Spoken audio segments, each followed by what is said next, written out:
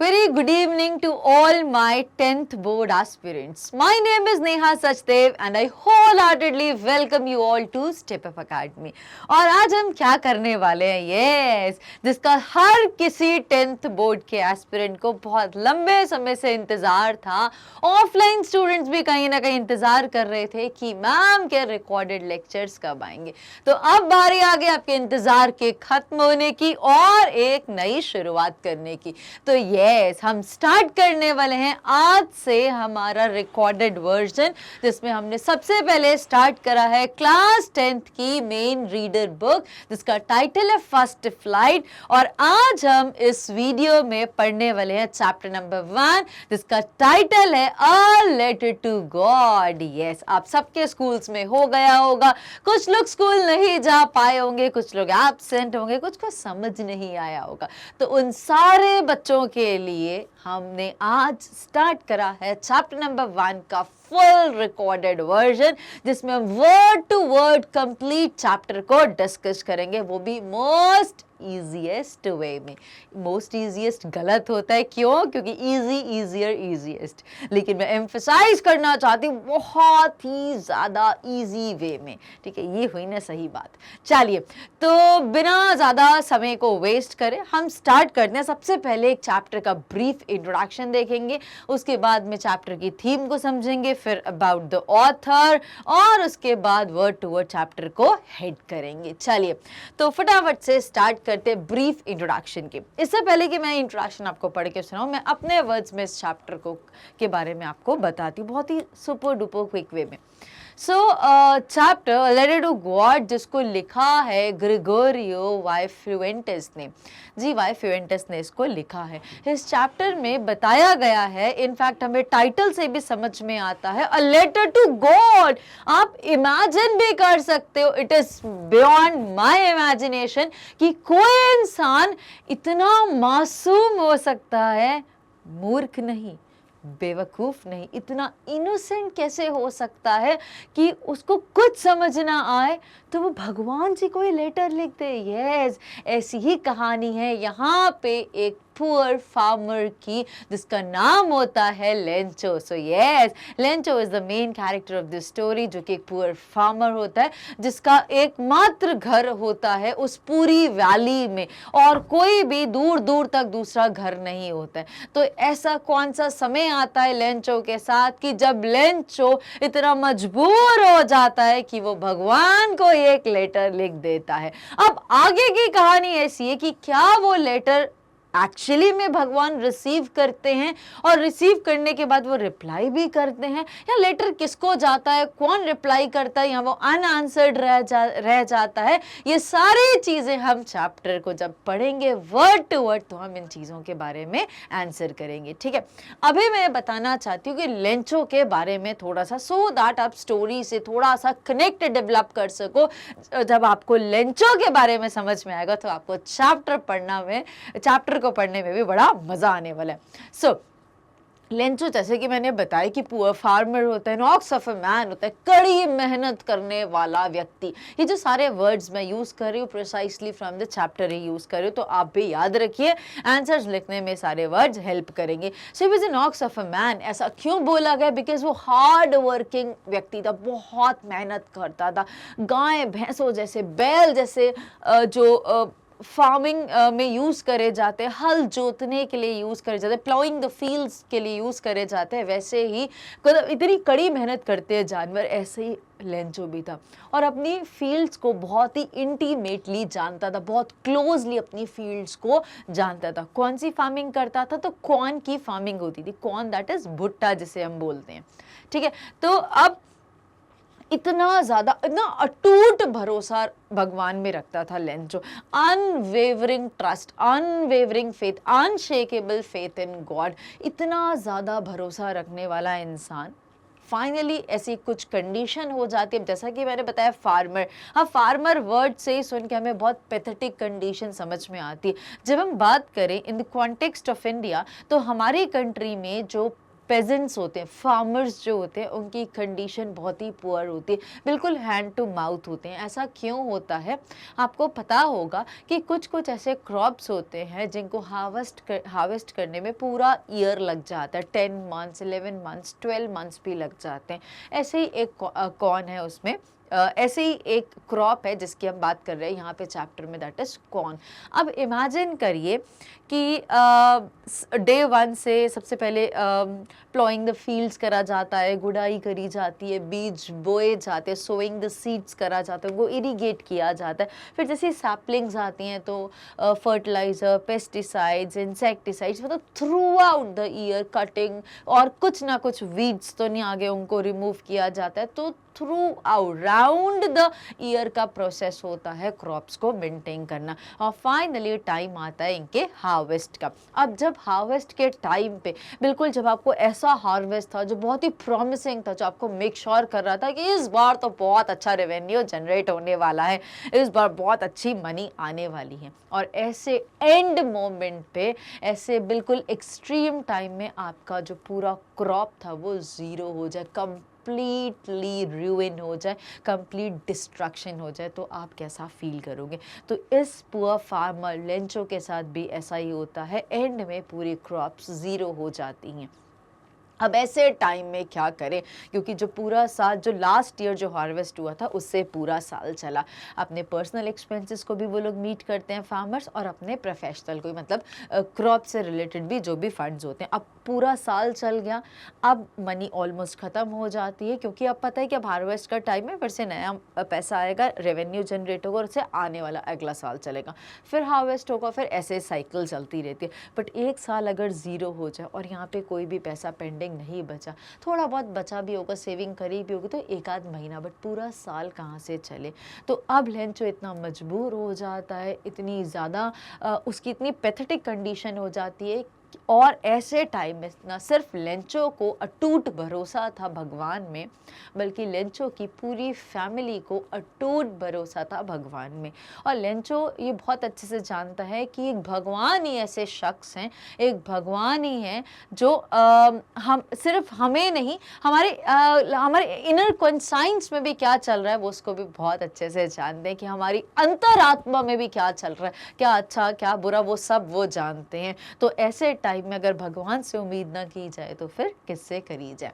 सो ये बेसिकली एक मैंने आपको रफ प्लॉट बताया इस चैप्टर का। तो थोड़ी सी क्यूरियोसिटी तो हुई होगी, ऐसा क्या होता है उस फार्मर के साथ कि वो लेटर लिखता है गॉड को, और गॉड का एड्रेस कहाँ से मिला होगा, गॉड ने कैसे रिसीव किया होगा, गॉड तक पहुँचा कैसे होगा वो लेटर, और गॉड ने उसको आंसर भी करा, और क्या आंसर में उन्होंने रिप्लाई किया होगा, गॉड और लेंचो ने क्या हेल्प मांगी होगी, क्या लिखा होगा, किस फॉर्म में गॉड ने हेल्प किया होगा। तो सारे क्वेश्चंस के आंसर्स हमें मिलेंगे जब हम चैप्टर को वर्ड टू वर्ड कंप्लीट करेंगे। ठीक है, तो अभी हम फटाफट से स्टार्ट करते हैं brief introduction of this chapter, और इसके बाद हेड करेंगे एंड समझेंगे क्या क्या चीजें, जैसे कि मैंने बताया थीम क्या है, what is the central idea, the primary idea, the main idea around which the entire chapter revolves. उसके बाद समझेंगे हम अबाउट द ऑथर जिसने इस चैप्टर को, इस महान चैप्टर के बारे में लिखा है, और उसके बाद वर्ड टू वर्ड चैप्टर को शुरू करेंगे। चलिए, सो ये लेंचो का सॉर्ट ऑफ कैरेक्टर है जो आपकी एसजीआईटी बुक में भी दिया गया है। The story a letter to God which is written by G.L. Fuentes, Gregorio Lopez Y. Fuentes, which revolves around the idea of having unquestionable, बिना किसी क्वेश्चन के, बिना किसी डाउट के, अनवेवरिंग, अनशेकेबल, अनब्रेकेबल, क्या, ट्रस्ट या बिलीफ इन समथिंग, और वो समथिंग कौन है? None other than God. The story is set in a Latin American country. ये क्यों हमें पता होना जरूरी? आगे चैप्टर में आपको समझ में आएगा कि वो लेटर में क्या लिखा था, और तब मैं रिकॉल कराऊंगी कि चैप्टर कहाँ पे सेट करी गई है, इन लैटिन अमेरिकन कंट्री। ठीक है, Lencho the farmer, actually the poor farmer, who is the protagonist of the story. Protagonist का मतलब क्या होता है? Main character of the story, जो पूरी चैप्टर को बताता है, जिसके आसपास पूरी चैप्टर रिवॉल्व करती है। writes a letter to God seeking help from Almighty. क्यों लिखता है? भगवान से मदद मांगने के लिए भगवान को एक लेटर लिखता है. After discovering his entire crop being destroyed by a devastating hailstorm. और ये कब लेटर लिखता है? जब वो डिस्कवर करता है, जब उसके साथ क्या होता है कि उसकी जो पूरी की पूरी क्रॉप थी, पूरा का पूरा जो कॉर्न की जो फील्ड थी, वो कंप्लीटली डिस्ट्रॉय हो गई है, कंप्लीटली रुइन हो गई है. एक कॉर्न का एक तिनका तक देखने को नहीं मिला है. किस वजह से हुआ? By devastating hailstorm. ऐसा तबाही मचाने वाले ओले गिरे थे. ओले बर्फ के गोले, ठीक है, वो खाने वाले बर्फ के गोले नहीं बोल रही, हेलस्टॉर्म के बारे में बात करी गई. आंधी तूफान बारिश तो लाई, लेकिन उसके साथ साथ ओले भी लाई. और ओले फसल के लिए बहुत ज़्यादा डिस्ट्रक्टिव होते हैं. बारिश तक तो अच्छा होता है, बारिश को माना जाता है इनफैक्ट. और यहाँ पे लेंचो भी होप कर रहा था गॉड से कि एक डाउनपोर तो हो जाए. डाउनपोर ऐसा होता है कि जब बिल्कुल फ्रूट रेडी हो जाता है किसी भी ट्री का या किसी क्रॉप का, तो वो उसमें अमृत का काम करता है, उसमें मिठास डालने का काम करता है. लेकिन बारिश तक तो कहानी बहुत अच्छी चली. जैसे ही बारिश के साथ ओले गिरने लग जाते हैं तो वो कंप्लीटली डिस्ट्रॉय कर देता है पूरी की पूरी फील्ड को. Although his wishes get fulfilled partially. अब आगे हमें चैप्टर में क्या पता चला कि हालांकि लेंचो की जो भी विश थी, जो भी डिजायर थी, जो भी हेल्प लेंचो ने मांगी थी गॉड से, वो फुलफिल भी हो जाती है. नॉट कंप्लीटली, पार्शली, अधूरी होती है, लेकिन होती तो है. तो क्या विशेष थी ये हम आगे पढ़ने वाले हैं, ठीक है. If not completely, he is ungrateful in the end and questions the honesty and modesty of the post masters who actually helped him with money anonymously in the name of God. अब last में हमें क्या पता चलेगा? हालांकि Lencho की जो wish है, जो इच्छा थी, जो रिक्वेस्ट थी, वो भगवान पूरी भी करते, पार्शली करते, कंप्लीटली नहीं करते, लेकिन फिर भी लेंचो एहसान फरामोश होता है. ऐसा लेंचो जो होता है बिल्कुल भी ग्रेटफुल, बिल्कुल भी ओब्लाइज नहीं होता है गॉड के लिए. इनफैक्ट क्या करता है? वो क्वेश्चन करता है, वो डाउट करता है ईमानदारी, सच्चाई पे. किसकी? जिन लोगों ने उनकी मदद करी थी, अपने नाम से नहीं करी थी, but in the name of God. और लेंचो उन्हीं पे क्वेश्चन करता है और उन्हीं को चोर लुटेरा बोल देता है एंड में, ठीक है. अब आप लोगों ने एक चीज शायद नोटिस नहीं करी होगी, लेकिन मैंने उसको बहुत अच्छे से बोला था.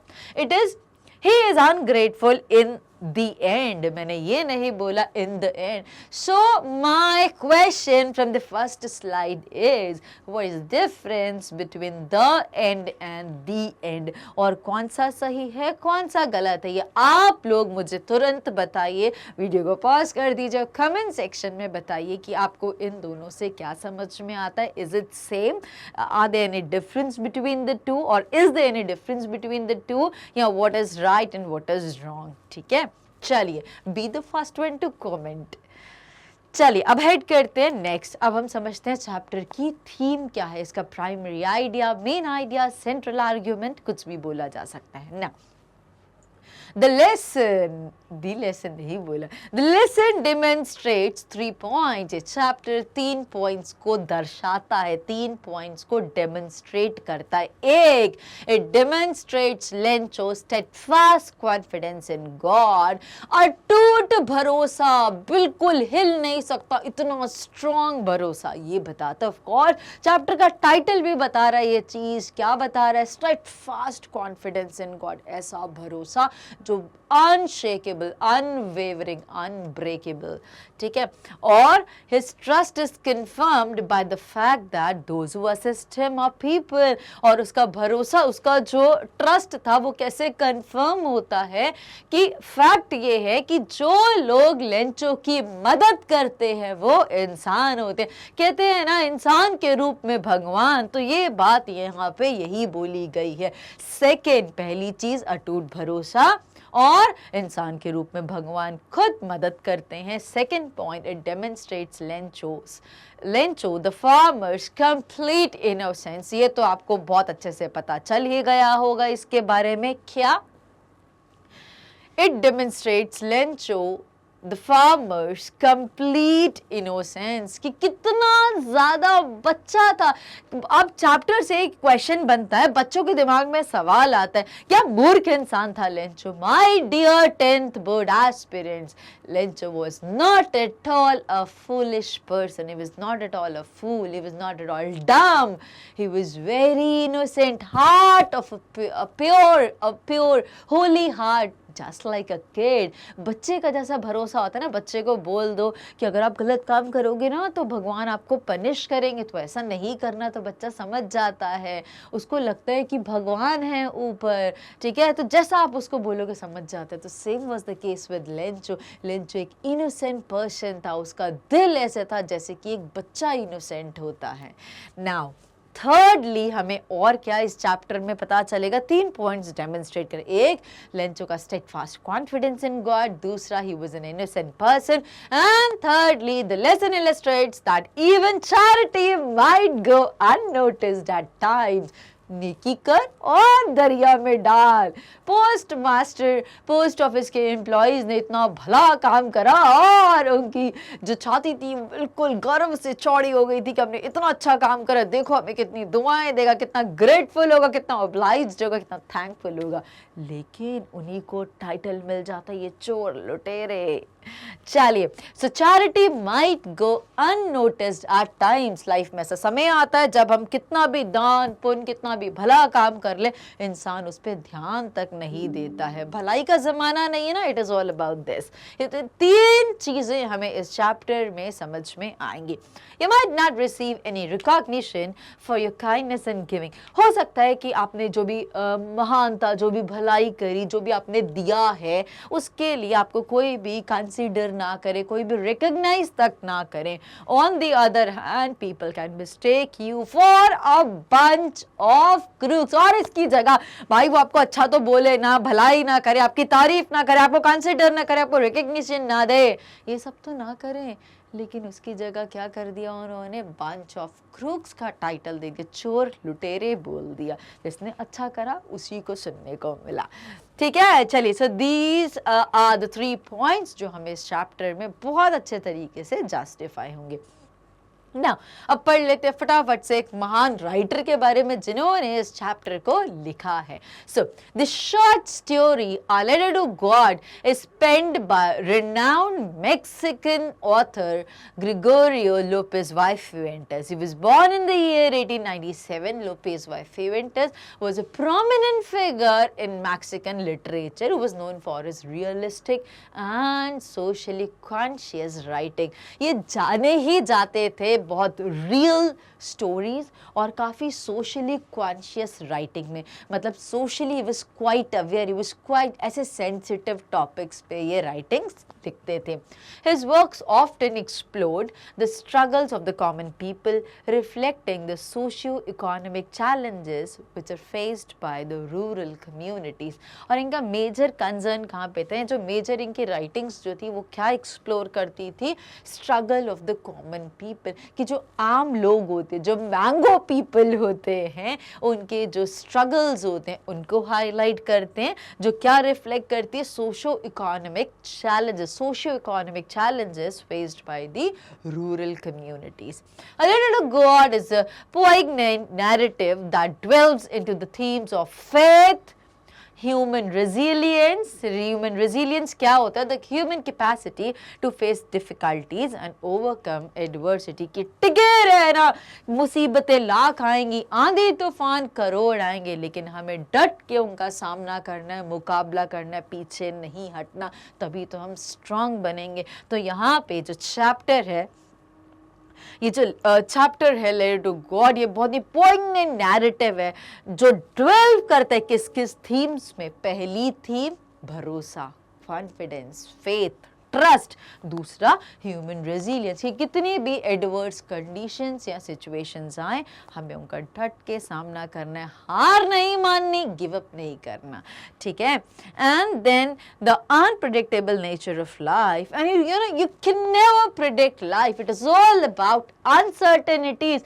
It is all about surprise and challenges. तो लाइफ ऐसी ही अप्स एंड डाउन्स हैं, तो आप यू कैन नेवर प्रिडिक्ट, कोई कितना भी ज्ञानी महाज्ञानी क्यों ना हो, लाइफ को कोई भी प्रिडिक्ट नहीं कर सकता। यू नेवर नो लाइफ आप पे कब कौन सी अपॉर्चुनिटी थ्रो करे, कब कौन सा चैलेंज आप पे थ्रो करे। So Lopez y Fuentes story telling skill and his ability to capture the essence of everyday life contribute to the enduring impact of his classic short story। अब यहाँ पे क्या बोला, जो ग्रेगोरियो लोपेज फिवेंटेस की जो स्टोरी टेलिंग स्किल है, जो उनकी जो कला है ना, इतनी अच्छी तरीके से जो कहानियों को बताते हो, जो ऐसा लगता है बिल्कुल रियल है, yes, and his ability to capture the essence of everyday life, और कितनी सेंसिबल तरीके से, कितने सेंसिटिव तरीके से उन्हें day to day life happening को कैप्चर करा है, और क्या कर पा रहे हैं, essence of everyday life contribute to the enduring impact of this short story, this classic short story. तो ये दो चीजें कितने अच्छे से इस स्टोरी पे इम्पैक्ट कर रही है। क्या, एक क्या बताया गया, उनकी स्टोरी टेलिंग की स्किल, और दूसरी चीज जो इम्पैक्ट है, किस चीज का इम्पैक्ट है, the essence of everyday life, वो कैसे कंट्रीब्यूट करती हैं, ये दो पॉइंट कैसे कंट्रीब्यूट करते हैं इस क्लासिक शॉर्ट स्टोरी को और ही ग्रेटफुल बनाने के लिए, और ही महान, और ही इंटरैक्टिव, और बहुत ज़्यादा अपीलिंग बताने के लिए। ठीक है, आई होप इतना समझ में आ गया। अब हम स्टार्ट करते हैं चैप्टर को वर्ड टू वर्ड पढ़ना। तो इससे पहले मैं रिक्वेस्ट करूंगी सभी प्यारे प्यारे व्यूअर्स को, सबसे पहले रिक्वेस्ट तो सबको पता है, जो पहले से मुझे फॉलो करते हैं, जिन्होंने मुझसे 9th में भी पढ़ा है, हमने बहुत लाइव करे थे, मेंटी पढ़ा है, और इधर उधर बहुत सारी चीज़ें करी हैं, ठीक है। तो जो 9th में मुझसे पढ़ चुके हैं उनको बहुत अच्छे से पता है कि सबसे पहले जैसे ही आपने चैनल पे विजिट करा, वीडियो को स्टार्ट करा है, सबसे पहले रिलीजियसली विदाउट फेल आपको चैनल को सब्सक्राइब करना है, और उसके बाद यस, ये तो ड्यूटी बनती है कि लाइक कर दो अगर सेशन बहुत मजा आया है, और उसके बाद जो भी फीडबैक है वो कमेंट सेक्शन में मुझे देना बिल्कुल भी ना भूलना, ठीक है। चलिए, सो आई होप सभी प्यारे व्यूअर्स मुझे जो देख रहे हैं वो चैनल को ऑलरेडी सब्सक्राइब कर चुके हैं। नाउ चैप्टर स्टार्ट होती है यहाँ से, the house the only one in the entire valley. इससे पहले आप लोग क्या करिए, बेटर कनेक्ट डेवलप करने के लिए चैप्टर को कंप्लीटली डिटेल्ड वे में समझने के लिए आप लोग अपनी एनसीईआरटी की बुक्स को खोल लीजिए, हाथ में पेन या पेंसिल को ले लीजिए, और चैप्टर को मेरे साथ साथ मार्क करते जाइए इंपॉर्टेंट लाइंस को, ताकि एंड ऑफ द डे, और आपको करना क्या है, देखो आज से हम तैयारी कर रहे हैं, और ये तैयारी का जो रिजल्ट है ये 10 महीने तक हमारी प्रैक्टिस चलेगी, और उसके बाद हमारे बोर्ड एग्जाम का टाइम आएगा, ठीक है। तो हमें आज से ऐसी प्रैक्टिस करनी है जहां पे कोई रिवीजन का स्कोप भी ना रह जाए, कि एक ही बार पढ़ा और थॉरोली, और बस एग्जाम में हम इसको सुपर डुपर क्विक वे में रिवाइज करेंगे, प्री बोर्ड्स के टाइम पे करेंगे, बोर्ड्स के टाइम पे करेंगे, सफिशिएंट टाइम है, एम्पल ऑफ टाइम है हमारे पास, तो बहुत अच्छे से। और ऐसा मैं हर स्टूडेंट को हर बैच में बताती हूँ, चाहे 10th का बच्चा हो, 11th का, 12th का, या 9th का क्यों ना हो। आपको करना क्या है, एनसीईआरटी की बुक में एक ब्लैंक A4 साइज का पेज इंसर्ट करना है हर चैप्टर के एंड में, और जो भी इंपॉर्टेंट पॉइंट्स है, या तो माइंड मैप्स के थ्रू या फ्लो चार्ट के थ्रू, बुलेट्स में, पॉइंट्स में आपको पूरी चैप्टर को कंप्लीट करना है, ठीक है। ऐसे हर चैप्टर पोएम में करते जाइए, तो एंड ऑफ द डे आपको क्या होगा, जब आपके एग्जाम्स आपको अप्रोच करेंगे तो बस एक पेज आपके द्वारा लिखा गया, यस, आपको पूरी चैप्टर याद दिला देगा। तो ये हुई हमारी actual super duper quick revision, ठीक है। तो बिल्कुल भी नहीं भूलना इस बात को, बिल्कुल बिल्कुल बहुत अच्छे तरीके से फॉलो करना है, राइट। चलिए, तो अब हम स्टार्ट करते हैं। The house the only one in the entire valley, वो जो घर था, एकमात्र घर था उस पूरी वैली में, उस पूरी वादी में, पहाड़ी इलाका था और उस वादी में, उस वैली में एकमात्र घर था जो कि हमारे फार्मर लेंचो का था। Yes, the house the only one in the entire valley. ये कहाँ पर था, घर कहाँ पर था? So it sat on the crest of a low hill. घर कहाँ पर था, राइट। तो एक चीज और ध्यान दीजिए, मैं यहाँ पे आपको बताना चाहती हूँ, जब ये इसकी जगह पे कॉमा भी हो सकता है। लेट मी टेक स्टाइलस, आपको थोड़ा सा बताती हूँ। स्टाइलस,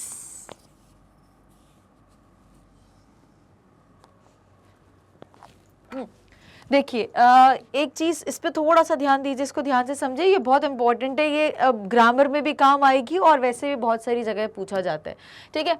अब ये देखिए, ये जो हाइफन है और ये जो हाइफन है, इसका मतलब क्या होता है? कोई भी चीज या तो हाइफन हो या तो कॉमा हो। कोई भी चीज कॉमा से प्रीसीड हो रही है, कॉमा से फॉलो हो रही है, कॉमा की जगह पर हाइफन किया हुआ है। तो ये जो the only one in the entire valley, ये जो ऐसे लिखा जाता है, इसको ब्रैकेट भी बोल सकते हो, पैरेंथेसिस बोलते हो ना आप लोग, कुछ भी बोल सकते हो। तो ये हमें क्या ट्रिगर करता है कि कोई नॉन असेंशियल पार्ट आया है, जो कि काम का ज्यादा नहीं है। ग्रामर में ये ट्रिक बहुत काम आती है, non essential part.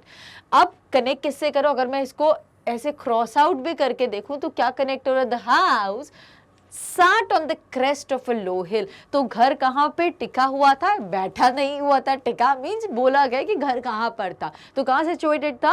sat on the crest of a low hill। एक छोटी सी हिल थी, छोटी सी पहाड़ था, उसका जो क्रेस्ट, उसका जो टॉप पोर्शन होता है, वहां पे घर सिचुएटेड था।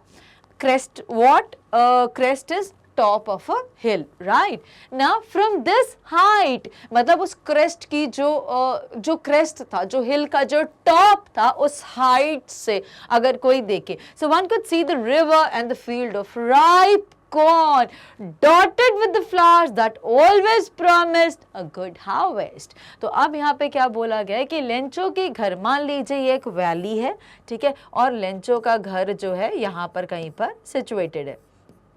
अब लेंचो के घर से जब कोई भी इंसान देखे तो क्या देख सकते? दूर दूर तक उसको रिवर फ्लोइंग देख सकते थे, और एक तरफ क्या देखने को मिलता था? Field of ripe corn. ये अब ये कैसी फील्ड थी राइप कॉर्न की जो देखने को मिल रही थी? Field of ripe. Ripe corn का मतलब क्या होता है? राइप मैंगोज आप आजकल बहुत सुन रहे होंगे। तो राइप का मतलब पका हुआ फ्रूट या पकी हुई कोई भी चीज जो बिल्कुल रेडी है कंज्यूम करने के लिए। तो अब ऐसे कॉर्न जो बिल्कुल मैच्योर हो गए, बिल्कुल पक गए हैं, रेडी टू कंज्यूम, ठीक है, वो which was dotted with the flowers. मतलब कॉर्न तो थे, इसके साथ आप देख सकते हो कि कुछ कुछ अभी फ्लावर्स भी और है जो मेक श्योर कर रहे हैं कि इसकी कटाई के बाद और अभी फ्रूट्स हमें मिलने वाले हैं। तो कितना ज्यादा अच्छा हार्वेस्ट होने वाला है। And the field of ripe corn dotted, what is dotted? That is full of, पूरा भरा हुआ था क्या? With the flowers that always promised a good harvest. फूल होंगे तभी तो फूल से फल बनेगा। जो हमेशा फूल, भरा हुआ फूल था, ये मेक श्योर कर रहा था कि इस बार बहुत अच्छा हार्वेस्ट या बहुत अच्छी इस बार कटाई होने वाली और अच्छा रेवेन्यू जनरेट होने वाला है। The only thing the earth needed was a downpour. Earth को, उस धरती को जहां पर ये कॉर्न की फील्ड थी, बस अर्थ को क्या चाहिए था? एक डाउनपोर हो जाए। वो इस डाउनपोर हैवी रेन, एक अच्छी खासी बढ़िया बारिश हो जाए, और एटलीस्ट शारिक अच्छी खासी जोरदार बारिश नहीं तो एक डाउनपोर, एक शार तो हो। थोड़ा लाइट बारिश बोला गया, थोड़ी देर के लिए हो और खत्म हो जाए, तो एक शार तो होना ही चाहिए थ्रू आउट द मॉर्निंग। और पूरी सुबह से लेंचो बस उम्मीद कर रहा था कि अब बारिश होगी और अब बारिश होगी। So through out the morning Lencho, who knew his fields intimately, जो अपनी फील्ड्स को बहुत ही क्लोजली, बहुत ही करीब से जानता था, सारे इन एंड आउट से उसने, बिकॉज उसने right from sowing of the seed to harvest, उसने पूरा टाइम अपनी फील्ड्स के साथ रहा, उनको मेंटेन करा, और आज जब ये टाइम आ गया हार्वेस्ट का तो अपनी फील्ड्स को बहुत अच्छे से वो जान चुका चुका है. So Lencho, who knew his fields intimately, what is intimately is closely, had done nothing else. उसने और कुछ नहीं करा but see the sky towards the north east. तो और सुबह से उसने कुछ नहीं करा, बस इंतजार कर रहा है और नॉर्थ ईस्ट डायरेक्शन में देख रहा है. क्यों? वहां पे क्या देख रहा है? वहां पे ऐसा क्या होने वाला? भगवान दिख रहे हैं? नो. तो नॉर्थ मतलब क्या हो रहा है? अपवर्ड बता रहा है और ईस्ट वो डायरेक्शन बता रहा है जहां पे सनराइज होता है. तो सनराइज होता है वहां पे नई उम्मीद की किरण और ऊपर की तरफ दैट इज गॉड की तरफ. तो नॉर्थ ईस्ट डायरेक्शन से देख रहा है और वो उम्मीद करे कि अब वहां से कुछ घने काले बादल आएंगे और बारिश आ जाएगी. तो सुबह से लेंचो को ऐसी उम्मीद हो रही है कि एक बारिश तो आज हो ही जानी चाहिए. नाउ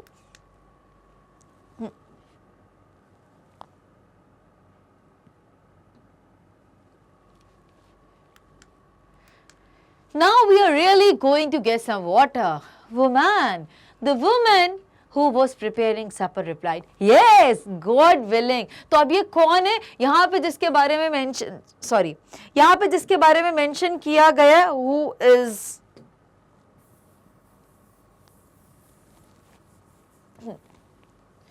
ये जो यहाँ पे मेंशन करे, who is this?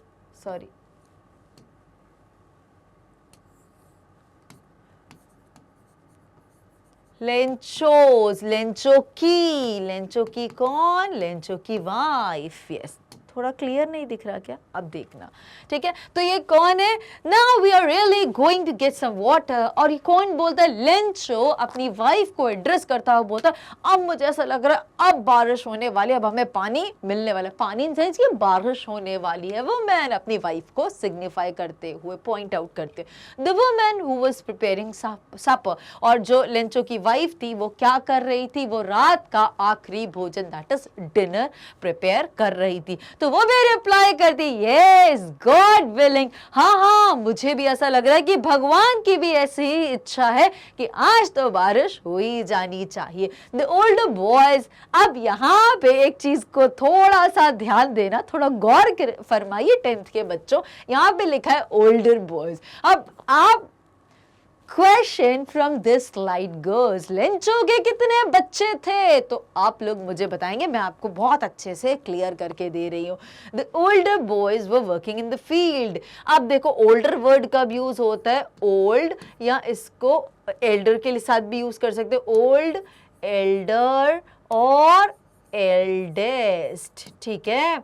या ओल्ड, ओल्डर और ओल्डेस्ट. क्लियर हो गया? Positive degree, comparative degree, superlative degree. तो यहाँ पे कंपेयर किया गया, तो यहाँ पे सेकंड नंबर का बता है.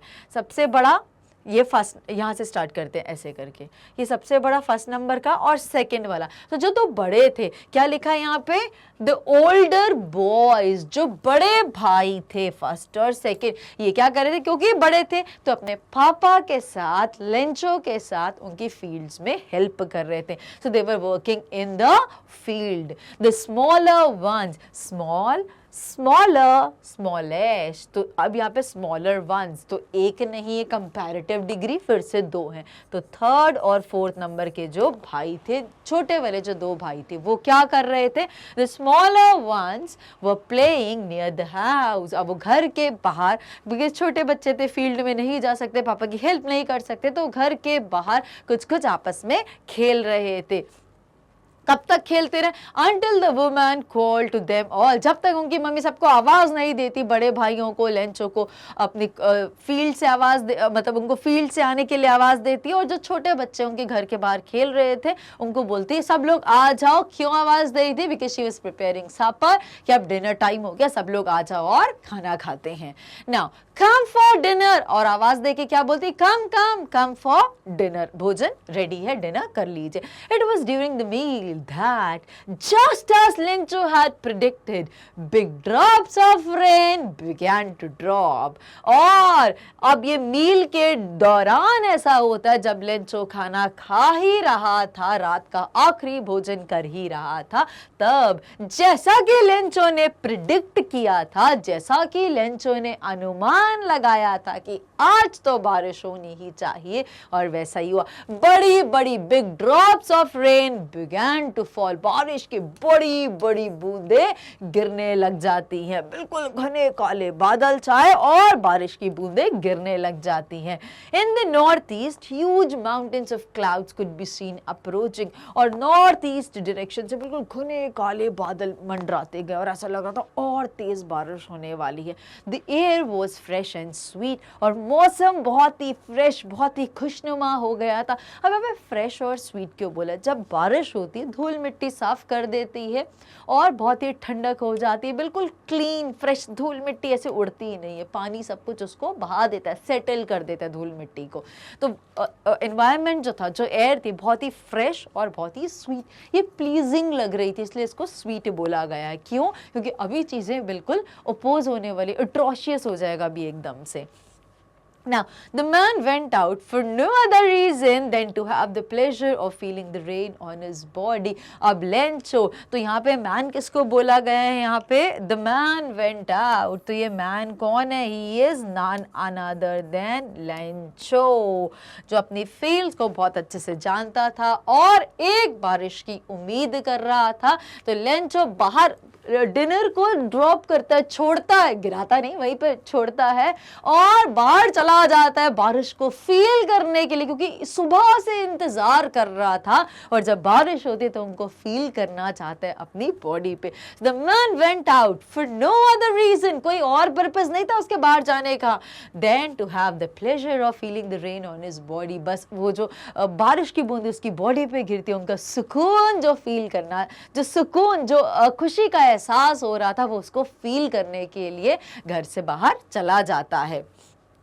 Then, and when he returned, he exclaimed, These aren't raindrops falling from the sky. They are new coins. और जैसे लंचो बाहर से लौट के जब घर आता है तो exclaim करता है. exclaim like चीखता है, आवाज निकालता है. Cry out suddenly in surprise या स्ट्रॉन्ग इमोशन और पेन. तो यहाँ पे खुशी से जोर से आवाज से क्या बोलता है?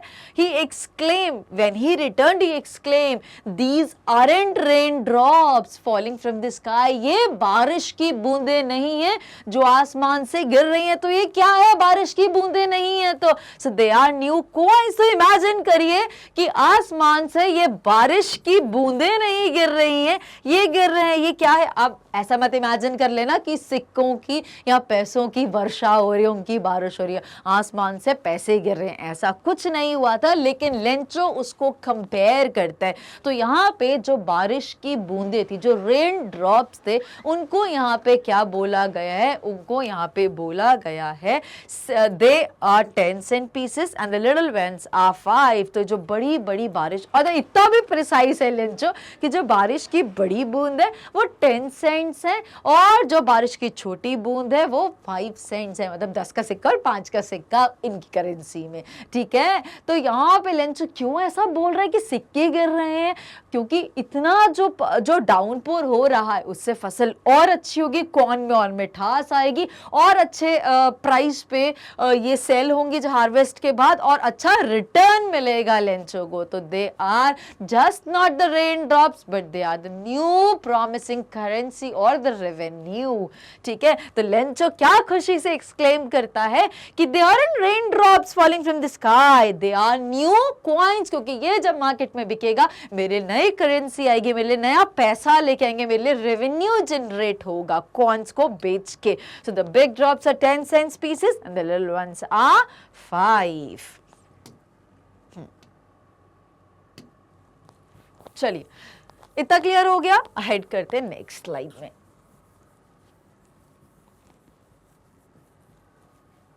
All right,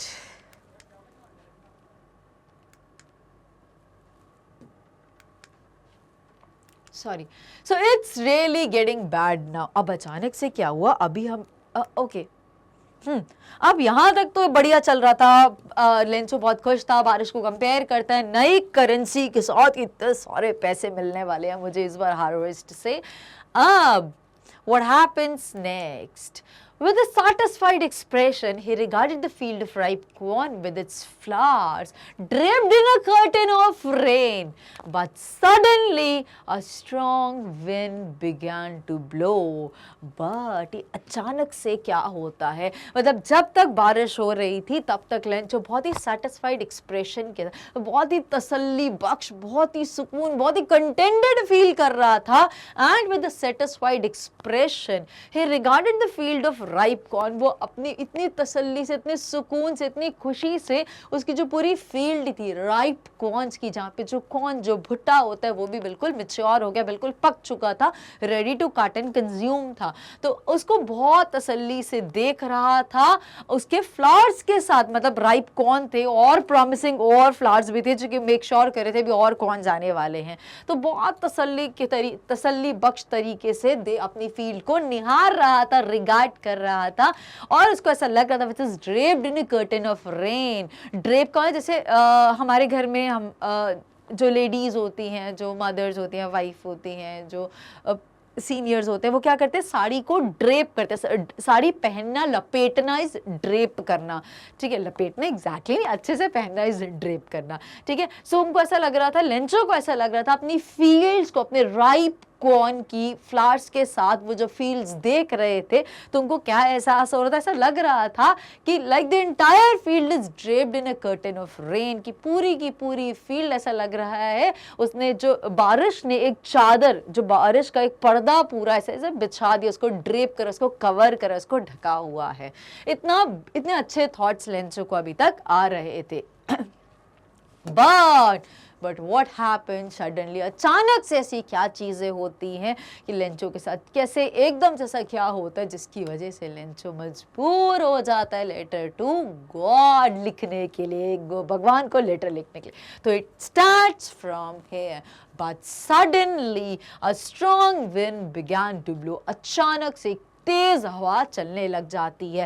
and along with the rain very large hailstones began to fall. अब तेज हवा, आंधी तूफान तक तो कहानी बहुत ठीक थी, लेकिन अचानक से उसके साथ साथ हेल स्टोन्स गिरने लग जाते. हेल स्टोन किसको बोला गया, बर्फ के पत्थर, ओले जिसे बोलते हैं ना, बारिश के साथ आपने देखा होगा, जैसे खड़ा नमक देखा है आपने कभी, यस बिल्कुल वैसा ही दिखता है. तो खड़े नमक जैसे ऐसे बारिश के साथ साथ वो हेल स्टोन्स गिरने लग जाते हैं, उससे चीज़ें एकदम से बिटर होने लग जाती है. But suddenly a strong wind began to blow and along with the rain very large, बड़े बड़े ओले गिरने लग जाते हैं. वो इज हेल स्टोन्स, जल्दी से देख लेते हैं. सो अच्छा, रिगार्डेड क्या था, consider think of in a specified way. Drape का मतलब क्या होता है, जो हमने देखा, ड्रेप्ड इन अ कर्टन, एडॉर्न करना, कवर या रैप करना. हेल स्टोन्स पहले ऑफ हेल को बोला जाता है. रिजेंबल, हम अभी हेल स्टोन की बात करें. सो पैलेट ऑफ हेल, बारिश की पूरी ओलों की बौछार होने लग जाती है. These truly did resemble new silver coins. अभी जो ओले थे ये लेंचो को कैसे लग रहे थे, जैसे कि नए नए चमचमाते हुए चांदी के सिक्के हैं. ओले क्या होता है, वाइट सिल्वर कलर होता है, बिल्कुल चमकते हुए गिरते हुए दिख रहे थे. तो लेंचो को तो अभी सब तरफ पैसा दिख रहा है, क्योंकि अब एंड ऑफ द सेशन है. सेशन का एंड मतलब कि अब हार्वेस्ट का टाइम आने वाला है और बस इसको बेचना है और मार्केट से उसको न्यू मनी या उसको मनी जनरेट होगी, रेवेन्यू मिलेगा. तो अभी तो सब चीज़ उसको पैसों के टर्म्स में दिख रही है, तो इसीलिए उसको वो क्या दिखता है, ओले जो होते हैं उसको चांदी के सिक्के दिखने लग जाते हैं कि और पैसा मिलने वाला है. रिजेंबल करना मीन्स सिमिलैरिटी दिखना. Let's check, have a similar appearance to or qualities in common with someone or something, look or seem like, similar दिख रहे थे उसको. ठीक है, the boys exposing themselves to the rain, और जो लेंचो के बच्चे थे वो बारिश में अपने आप को एक्सपोज कर रहे थे, मतलब बारिश को फील कर रहे थे, बारिश में एंजॉय कर रहे थे, खेल कूद रहे थे, नहा रहे थे, भीग रहे थे. Run out to collect the frozen pearls, और फटाफट से घर के बाहर कर जाते हैं और क्या करने लग जाते हैं, इन फ्रोजन पर्ल्स को, फ्रोजन पर्ल्स क्या, हेल स्टोन्स को, ओलों को कलेक्ट करने लग जाते हैं। बच्चों के लिए तो बहुत क्यूरियोसिटी का पॉइंट था, बहुत ही फन गिविंग एक्टिविटी थी ये। ठीक है, आई होप यहाँ तक क्लियर हो गया है। अब यहाँ तक तो बहुत अच्छी चीजें चल रही थी। अब आगे देखते हैं क्या होता है। It's really getting bad now. Yes, ये आप देख सकते हो, आपको ऐसा दूर से दिख रहा होगा खड़े नमक जैसा, राइट? ये ओले गिरे हुए हैं, जब आप कभी, आपने शायद कभी कहीं देखा होगा। चलिए, it's really getting bad now. और अब लेंचो बोलता है कि अब चीज़ें बहुत ज़्यादा बुरी होती जा रही हैं, अब चीज़ें और बदतर हो रही है। अब क्या बुरा होता जा रहा है, मतलब डे बाय डे वर्स हो रही है, क्या हो रहा है ये। Exclaim the man, man is Lencho. Lencho बोलता है कि it's really getting bad now, लेकिन अब तो बहुत हो गया, अब तो ये बेकार हो रहा है। I hope it passes quickly. और लेंचो बोलता है मैं उसी उम्मीद करता हूँ कि मैं जल्दी से पास हो जाए, जल्दी से ये फेस खत्म हो जाए। कौन सा फेस? ये जो ओले गिर रहे हैं, अगर ये लगातार गिरते रहे तो मेरी फील्ड पूरी खराब हो जाएगी, पूरी डिस्ट्रॉय हो जाएगी, कंप्लीट डिस्ट्रक्शन हो जाएगा। सो वो होप कर रहा था कि ये फेस जो है हेलस्टोन्स का, ये जल्दी से पास हो जाए। It did not pass quickly, लेकिन ये फेस जल्दी से पास नहीं होता। For an hour the hell rained on the house. 1 घंटे तक लगातार ये जो पूरे ओले थे, ये घर पर, गार्डन में, hill side, cornfield, on the whole valley, पूरी तरफ, पूरी वैली को ऐसा लग रहा था कि ओले के, या ऐसे ओलों की पूरी किसी ने चादर बिछा दी, पूरी तरफ ओले ओले गिर गए थे। कहाँ कहाँ पे घर पूरा ओले से ढक गया था, पूरे गार्डन में ओले थे, हिल साइड में, बिल्कुल पहाड़ों की साइड में पूरे ओले, पूरी की पूरी कॉर्न फील्ड में ओले भर गए थे, पूरी वैली कवर हो गई थी इन इन हेल स्टोन्स के साथ। The field was white as if covered with salt। और फील्ड, पूरी की पूरी फील्ड ऐसी हो गई थी, पूरी की पूरी खेती ऐसी हो गई थी as if covered with white salt। जैसा दिख रहा है कि ऐसे पूरा खड़ा नमक पूरा किसी ने ऐसे बिछा दिया, ऐसे पूरा बिखरा हो। Now Not a leaf remained on the trees। और लेंचो अब क्या बोलता है कि एक भी, जहां पे इतना प्रॉमिसिंग हार्वेस्ट था, राइप कॉर्न्स, बार बार बोला, एक बार भी नहीं बोला कि कॉर्न्स थे, राइप कॉर्न बोला गया था। इतना प्रॉमिस, और राइप कॉर्न के साथ साथ और अपकमिंग फ्लावर्स थे जो मेक श्योर कर रहे थे कि अभी और कॉर्न्स आने वाले हैं। तो इतना प्रॉमिसिंग हार्वेस्ट क्या कर देता है, किसमें कन्वर्ट हो जाता है कि not even leaf remained on the trees, कि पूरे के पूरे क्रॉप के, कॉर्न के पेड़ों पर एक लीफ तक देखने को नहीं बची, जहाँ पे राइप कॉर्न्स और इतने सारे फ्लावर्स प्रॉमिसिंग हार्वेस्ट कर रहे थे, और अब वहाँ पे एक लीफ तक देखने को नहीं मिल रही। The corn was totally destroyed. जो कॉर्न की फील्ड थी कंप्लीटली बर्बाद हो जाती, पूरी खत्म, डिस्ट्रॉय हो जाती है। The flowers were gone from the plants. जितने भी फूल थे वो तो बहुत जल्दी हवा आंधी से ही पूरे झड़ जाते हैं।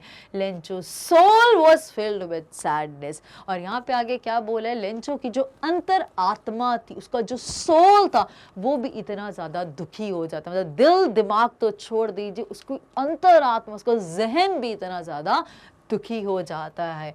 ऐसा क्यों होता है? क्योंकि लेंचो इतना होपफुल था, उसको अपनी फैमिली का ध्यान था, और उसको हर तरफ से इतना प्रॉमिसिंग हार्वेस्ट लग रहा था कि इस बार बहुत अच्छा रेवेन्यू जनरेट होने वाला है, वो अपनी फैमिली को बहुत अच्छे से नर्चर करेगा, नेक्स्ट और अच्छे से फिर से नया प्रोसेस स्टार्ट होगा, फिर से सोइंग द सीड करेगा और अच्छा रेवेन्यू अगली बार प्लान करेगा।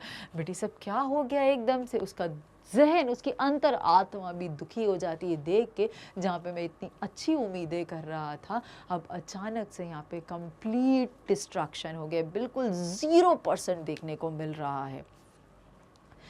When the storm had passed, और जब ये आंधी तूफान जब थम गया, he stood in the middle of the field and said to his sons, अपने फील्ड्स के बीचों बीच खड़ा हो जाता है और अपने बच्चों को बोलता है, इसकी फोटोग्राफ आपकी बुक में भी आप देख सकते हो, आपको समझ में आ जाएगी, ठीक है। और इतने दुखी मन से, इतने हैवी हार्ट से अपने बच्चों को क्या बोलता है, a plague of locust would have left more than this, कि अगर प्लेग ऑफ लोकस्ट भी आया होता, लोकस्ट से दिख रहे हैं आपको, कुछ लोग क्रिकेट बोलते हैं इसको, शायद कुछ लोग टिड्डा टिड्डी कुछ ऐसे बोलते हैं। तो अगर ये इतने सारे ये भी कीड़े अगर आ गए होते, इनकी पूरी बाढ़ आ गई होती, तो इतनी तबाही नहीं बचती, कंप्लीट डिस्ट्रक्शन नहीं होता, कुछ पत्तियां तो देखने को मिलती, लेकिन इस हेल स्टोन ने तो कंप्लीटली डिस्ट्रॉय कर दिया पूरी की पूरी राइप कॉर्न की फील्ड को।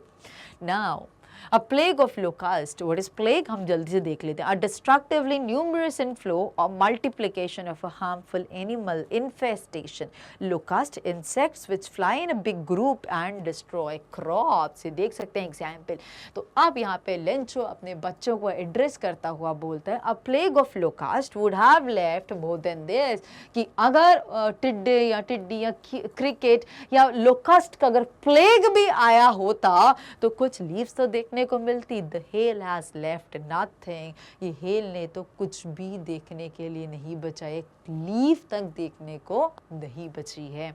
This year will have no corn. इस साल कोई भी कॉर्न नहीं मिलेगा हमें. कहाँ से, एक फ्लावर तक नहीं मिल रहा तो कॉर्न कहाँ से मिलेगा.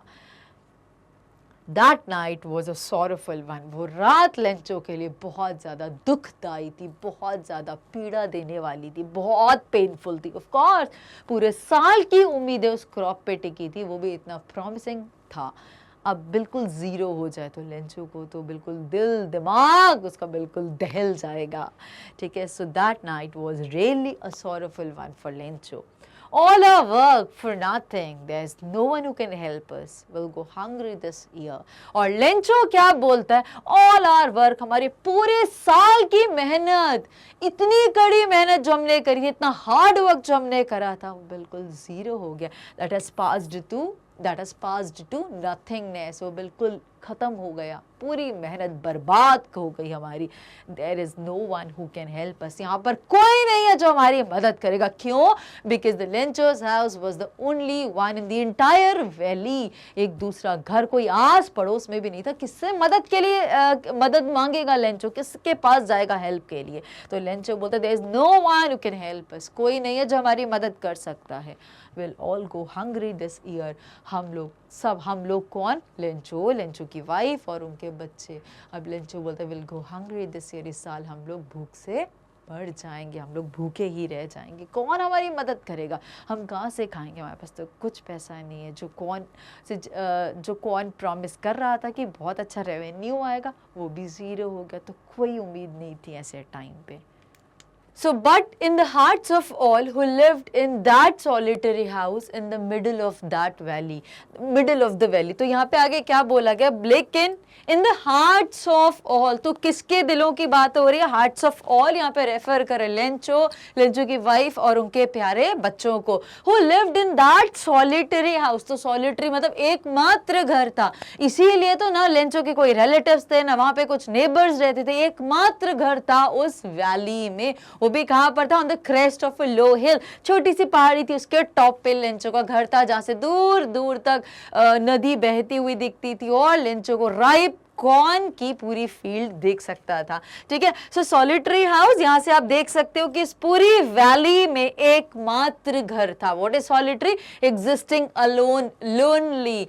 सो in the hearts of all, उन सबके दिलों में जो उस एकमात्र वैली में एकमात्र घर में रहते थे, मतलब एकमात्र घर था, उन सबके दिलों में there was a single hope. सबके दिलों में एक ही उम्मीद थी और कोई उम्मीद, कुछ भरोसा नहीं था. that was help from God. अगर गॉड नहीं करेंगे तो कौन करेगा, बस गॉड ये जिनसे वो उम्मीद कर सकते हैं.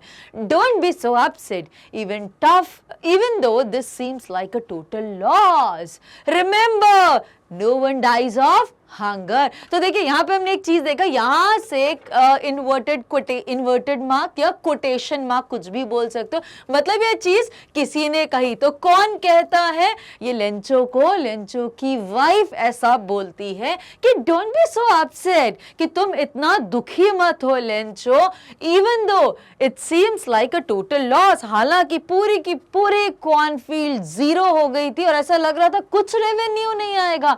सो this is zero. It seems like a total loss हुआ है हमें.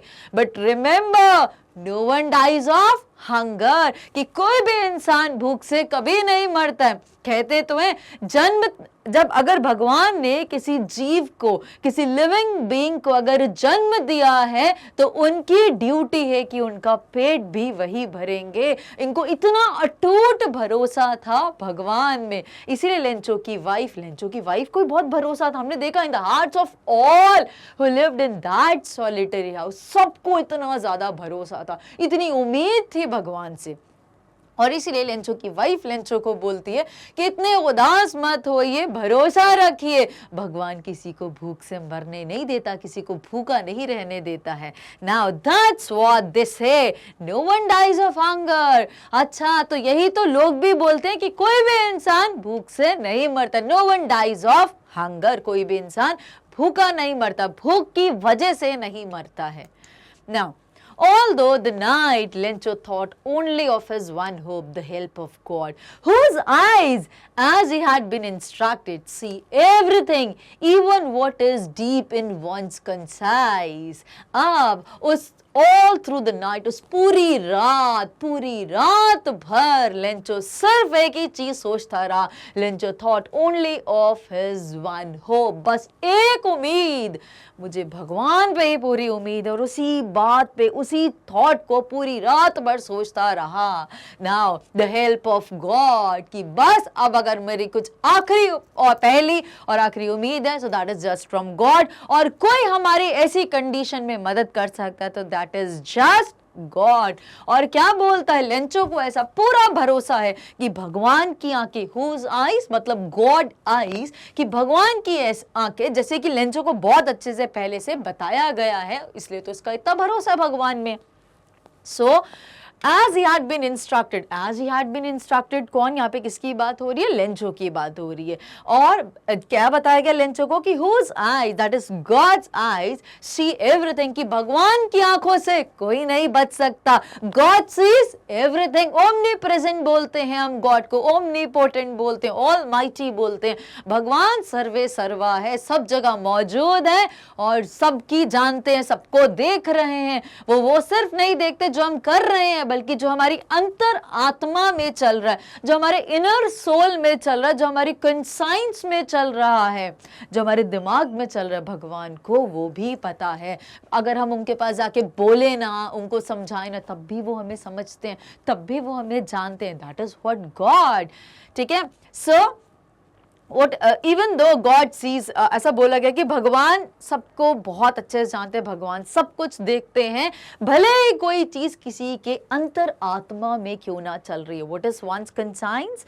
So an inner sense of right and wrong, कि हमारे अंदर, जो हमारे जहन में जो चीजें चल रही हैं, कि हम क्या सही कर रहे हैं, क्या गलत कर, कहते हैं ना हमारी आत्मा हमें इस चीज के लिए गवाही नहीं देगी अगर हम कोई गलत काम करते हैं। So that is what हमारी inner conscience जो होती है, हमारी inner soul जो होती है, ठीक है। तो वो जो हमारे अंतरात्मा में चल रहा है, वो भी भगवान उसको देख सकते हैं, भगवान उसको भी रीड कर सकते हैं। Lencho was an ox of a man, तो ऑक्स ऑफ अ मैन क्यों बोला गया, मैंने आपको स्टार्टिंग में इंट्रोडक्शन में भी बताई थी ये चीज के बारे में। Lencho was ox of a man, ox मतलब जो बहुत मेहनती चीज होती है, मेहनती जानवर जो होता है, जो हल जोतने का काम करता है, प्लॉइंग द फील्ड्स में काम आता है। लेंचो एक ऐसा आदमी था जो इतनी कड़ी, जानवरों जैसी कड़ी मेहनत करता था, इसीलिए तो अपनी फील्ड्स को बहुत क्लोजली समझता था। He knew his fields intimately, ठीक है। So Lencho was an ox of a man working like an animal in the fields, वो जानवर के जैसे अपनी फील्ड्स में काम करता था, बिना दिन रात देखे, बिना भूख प्यास का ध्यान दिए। But still he knew how to write, भले वो जानवरों जैसी कड़ी मेहनत करता था, लेकिन फिर भी वो इतना पढ़ा लिखा था कि उसको रीड और राइट करना आता था। Means he knows how to read and write, उसको थोड़ा बहुत पढ़ना और थोड़ा बहुत लिखना आता था। इसीलिए तो लेंचो ने लेटर लिख दिया गॉड को और अपने सिग्नेचर भी कर दिए। Now But still he knew how to write. The following Sunday at daybreak, following Sunday मतलब जो आने वाला संडे था, मान लीजिए आज कोई वीकडे है, तो जो आने वाला जो संडे था, डे ब्रेक के टाइम में, डे ब्रेक कब होता है, जब दिन शुरू होता है, जब दिन आता है, उगता है, ऐसा बोल सकते हो। सो ऐसा टाइम जब सूर्य उग रहा है, सो डे ब्रेक है ये, ठीक है। So the following Sunday at daybreak, मतलब सुबह सुबह अर्ली मॉर्निंग के टाइम को बोला गया है. What's daybreak? The time in the morning when daylight first appears. Ox of a man is hard working, right? So the following Sunday at daybreak he began to write a letter which he himself would carry to town and place in the mail. It was nothing less than a letter to God. और यहाँ पे हमारे chapter का title बहुत अच्छे से justify होता है नाउ कि एक्चुअल लेटर लेंचो ने लिखा था. तो हम लोग जो स्टार्टिंग में गेसेस कर रहे थे, जो हमारे कंसर्न्स थे, क्या लेंचो ने गॉड को रियल लिटरली लेटर लिखा और क्या वो पहुंचा, क्या उन्होंने रिप्लाई करा, ये आगे पार्ट में हमें पता चलेगा. ठीक है, सो करना क्या है? You have to stay connected with us. कैसे कनेक्टेड रहोगे? सब्सक्राइब जरूर कर लेना. ठीक है, कुछ पूछना तो कमेंट कर दीजिए. Now What did he do? The following Sunday at the break time he began to write a letter. उसने एक लेटर, लेंच ने एक लेटर लिखना शुरू करा. वो खुद उसको एनवलप में डालता है और खुद टाउन लेके जाता है, वहाँ पे पोस्ट ऑफिस में मेल में ड्रॉप करता है, खुद अपने हाथों से सारी चीजें करता है. तो इससे पता चलता है थोड़ा बहुत पढ़ा लिखा था, लेटर तो लिख सकता है. It was nothing less than a letter to God. और ये लेटर जो लेंचो ने लिखा था, ये कोई और मामूली लेटर नहीं था. It was just a letter to God. चलिए आगे बढ़ते हैं. Now, God, he wrote. अब क्या लिखता है? तो देखिए अगेन कोटेड मार्क्स लिखे हैं यहाँ पे, कोटेशन मार्क है, इन्वर्टेड कॉमास है. तो किसी की कही हुई बात को जब हम एग्जैक्टली लिखते हैं तो कोटेशन मार्क का यूज किया जाता है. तो लेंचो क्या लिखता है? ऐसा कुछ exactly. So God he wrote, if you don't help me. तो पहला गॉड ही रोट. अब क्या लिखा? तो ये एग्जैक्टली बातें कहां तक लिखी, जहां तक हम ये पढ़ने वाले हैं यहां तक. ठीक है, if you don't help me my family and I'll go hungry this year. I need 100 pesos in order to sow my field again and to live until the crop comes because the hailstorm or ... अब ऐसा क्यों करा? पढ़ते हैं starting के flow से. तो क्या लिखते हैं लेंचो? भगवान जी को लिखते हैं कि भगवान जी, अगर आपने मेरी मदद नहीं करी तो मेरी फैमिली और मैं इस साल भूखे ही मर जाएंगे. बस कुछ पैसा नहीं है. जो लास्ट ईयर हमने हार्वेस्ट किया था, उससे जो मनी जनरेट हुई थी, उससे जो रेवेन्यू मिला था मार्केट से, उसको सेल कर के क्रॉप को, उससे हमारा पूरा साल चला, जिसमें प्रोफेशनल एक्सपेंसेस भी मैंने मीट करे और मेरे पर्सनल भी. प्रोफेशनल मतलब वही क्रॉप से related, sowing the seed, irrigating, pesticide, fertiliser, insecticide, ये सारी चीजें मैंने पूरा मेंटेन करा. बाकी मैंने अपनी फैमिली के लिए यूज करा. अब पूरा साल खत्म हो गया और मेरे पैसे भी खत्म हो गए. फार्मर की, इंडियन फार्मर की यही कंडीशन रहती है, हैंड टू माउथ रहते हैं. इतना ही समय रहता है कि इतना ही पैसा उनका यूज हो पाता है. अब जब टाइम आया था फिर से हार्वेस्ट होने का और फिर पैसे आएंगे जिससे आगे का साल चलेगा, तो ये साल तो जीरो हो गया क्योंकि क्रॉप कंप्लीटली डिस्ट्रॉय हो गई, रूइन हो गई. तो अब पैसा कहाँ से आएगा? क्रॉप तो कुछ है ही नहीं बेचने के, तो कहाँ से पैसा आएगा? अब बच्चे यहाँ पे बड़ा फनी सा क्वेश्चन करते हैं, मैम लेंचो को बोलिए कि लोन ले लीजिए. तो इस पुअर फार्मर, ये हैंड टू माउथ है, इसके पास कोई इतनी प्रॉपर्टीज नहीं है, ऐसी कोई इन्वेस्टमेंट्स नहीं है, तो किसको मॉर्गेज करके वो लोन ले लेगा? तो ऐसा कोई ऑप्शन नहीं है. और रीपे भी तो करना पड़ेगा, कहाँ से करेगा? कुछ सोर्स ही नहीं है, या अगले महीने कोई सोर्स आ जाएगा, ऐसा भी कोई ऑप्शन नहीं था. आज अगर वो सीड्स को सो करेगा तो ये काफी महीने और साल का प्रोसेस होता है. तो अब लेंचो क्या करे? तो लेंचो भगवान को क्लियरली बोल देता है कि अगर आपने मेरी मदद नहीं करी भगवान जी, तो मैं और मेरी फैमिली और मैं इस बार भूख से ही मर जाएंगे. और क्लियरली बोलता है I need 100 pesos. What is pesos? यहाँ पे दिख रहा है आपको. Yes, the basic monetary unit of Mexico, several other Latin American countries and the Philippines. तो pesos कहाँ की करेंसी है? मैक्सिको की, कुछ लैटिन अमेरिकन कंट्रीज की और फिलीपाइंस की करेंसी है. ठीक है, लैटिन अमेरिका में स्टोरी सेट करी गई है, right?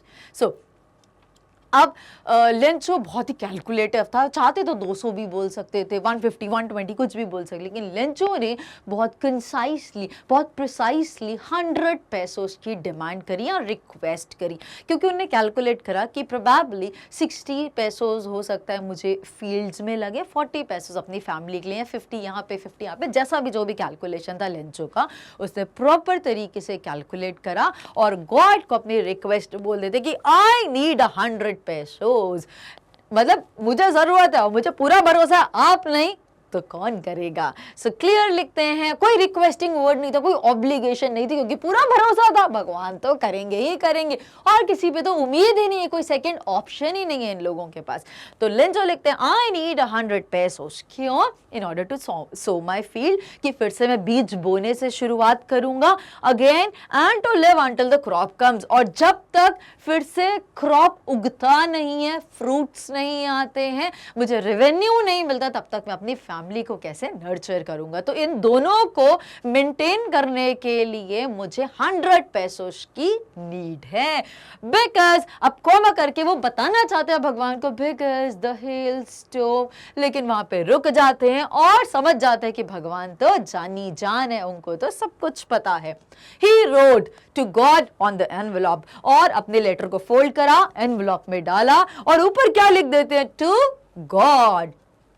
Put the letter inside and still troubled went to town, और अभी भी हैरान परेशान थे, मैं क्या करूं, क्या होगा, कैसे होगा। और उस लेटर को फोल्ड करते हैं, एनवेलप में डालते हैं, ऊपर टू गॉड लिखते हैं और टाउन की तरफ, शहर की तरफ चले जाते हैं, क्योंकि गांव में पोस्ट ऑफिस नहीं होते, पहले मेल ये होता था, चिट्ठी लिखते थे, ईमेल्स वगैरह नहीं होते थे, राइट। ठीक है, तो उन्होंने उसको लिखा हैरान परेशान और शहर की तरफ चलने लग जाते हैं। At the post office he placed the stamp on the letter and dropped into the mailbox। आपको शायद इस बात का पता होगा, पुराने कभी मम्मी पापा के टाइम की, उनसे भी पुराने टाइम की कभी चिट्ठी निकलवा के देखना, तो आपको शायद एग्जाम्पल देखने को मिलेगा। और ये बहुत लोगों की एक हॉबी भी होती है स्टैम्प कलेक्शन की, राइट। चलिए, so what did he do, eight the post office पे फाइनली लेंचो पहुंच जाता है शहर में। ही प्लेस द स्टैम्प, और एक स्टैम्प लेता है और उसको लेटर पे फिक्स करता है और अपने एनवेलप को मेल बॉक्स में ड्रॉप, रेड कलर के जो मेल बॉक्स बने रहते हैं ना, ड्रॉप बॉक्स, उसमें अपना लेटर ड्रॉप कर देता है और वहां से चला आता है। Now one of the employees, who was a postman and also helped at the post office, went to his boss laughing heartily and showed him the letter to God। अब क्या होता है, एक नॉर्मल सा पोस्ट ऑफिस का employee, so one of the employees, हाँ मैंने क्यों बोला द एम्प्लॉयज, कोई स्टाइल नहीं बताया, कोई एक्सेंट नहीं है ये, this is the right grammar, मैंने द एम्प्लॉयज क्यों बोला। अगर आपको डाउट है तो डाउट करके कमेंट में लिखिए, डाउट मैम प्लीज क्लियर, और अगर आपको पता है तो प्लीज लॉजिक बता दीजिए, राइट। चलिए, सो one of the employees who was a postman। अब पोस्ट ऑफिस में एक एम्प्लॉय था, एक एम्प्लॉयज में से एक एम्प्लॉय की बात हो रही है जो कि एक पोस्टमैन था, जो घर घर जाके डाकिया आया, डाक लाया, ठीक है, जो घर घर जाके पोस्ट लेटर्स देता था। So who was a postman and also helped at the post office, और कुछ छोटे मोटे काम भी पोस्ट ऑफिस में करता था। Went to his boss, अपने जैसे ही उसने वो ड्रॉप बॉक्स को खोला, नीचे लॉक रहता है, उसको खोला और सारे लेटर्स को कलेक्ट किया कि अब जहाँ जहाँ पोस्ट करने में उनको पोस्ट कर दूंगा। तो जैसे ही वो इस ड्रॉप बॉक्स को, पोस्ट बॉक्स को खोलता है, उसमें से लेटर मिलता है इसको, और he went to his boss laughing heartily, और जोर जोर से हंसता है और हंस हंस के अपने बॉस के पास चला जाता है, दैट इज पोस्ट मास्टर के पास चला जाता है। And he known that heartily and showed him the letter to God। और क्या दिखाता है पोस्ट मास्टर को, देखिए सर, बस ये देखिए कैसा लेटर है, इस लेटर पे क्या लिखा, जो हमने प्रीवियस देखा था ये वाला लेटर, ये दिखाता है, और बोला देखिए बॉस, इसमें स्टैम्प लगा और लिखा टू गॉड, ये कैसा लेटर है, कोई एड्रेस नहीं, मैं कहाँ पोस्ट करूंगा, और जोर जोर से हंसने लग जाता है, सरकास्टिक वे में सटायर करता है ये लेंचो पे। पता तो नहीं था लेंचो, बट इस इंसान पे, right. Now never in his career as a postman had he known that address। Postman, इतने सालों से ये पोस्टमैन की पोजीशन पे था और इतने सालों के एक्सपीरियंस के हिसाब से उसने आज तक ऐसा एड्रेस कभी भी नहीं देखा जहाँ पे सिर्फ लिखा था टू गॉड और आगे पीछे कुछ नहीं। हम कैसे लिखते, स्ट्रीट नंबर, एरिया, लोकेलिटी, फिर जोन लिखते हैं, पिन कोड लिखते हैं, सब कुछ पूरा कंप्लीट लिखते हैं, और यहाँ पे सिर्फ टू गॉड। कैसे जाएगा लेटर, कहाँ जाएगा, किस शहर, किस गली, किस मोहल्ले। नाउ द पोस्ट मास्टर, अब कि जिसके पास से गया पोस्ट, जो पोस्ट एम्प्लॉई था, पोस्ट ऑफिस का एम्प्लॉई था, जो पोस्ट मैन था, ये किसके पास गया था? पोस्ट मास्टर के पास। अब यहाँ पे हमें पोस्ट मास्टर के बारे में कुछ बताया गया। तो post master, a fat amiable fellow, मोटा ताजा सा, गोलू मोटा ताजा नहीं बोलूंगी मैं, गोलू मोलू सा, बहुत ही मजाकिया किस्म का, बहुत ही फ्रेंडली सॉर्ट ऑफ पर्सन था। What is amiable? Friendly and pleasant person. Also broke out laughing, और वो भी जोर जोर से हंसने लग गया।